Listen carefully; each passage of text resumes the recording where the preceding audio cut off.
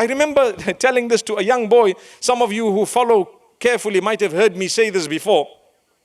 And he says to me, I'm going to plan so many sins so that I can just sit and achieve rewards for not doing them. I said, come on, don't be crazy.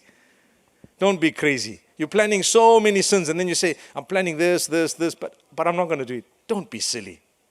What Allah is telling us is when you're about to do something and you hold back for Allah, that holding back, you can even get paradise through that.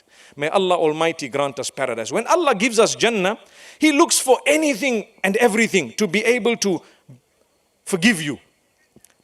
So seek forgiveness of Allah every day. It's written on your deeds. Start your day with good remembrance as you get up from your bedding. Remember Allah, praise Him. Alhamdulillahi alladhi ahyana ba'dama amatana wa ilayhi nushur. One of the supplications, we praising Allah early morning. It will uplift you, it will change you, it will bring you to a reality that your Lord exists and you're going to go back to your Lord. So I'll work on my habits, you work on yours.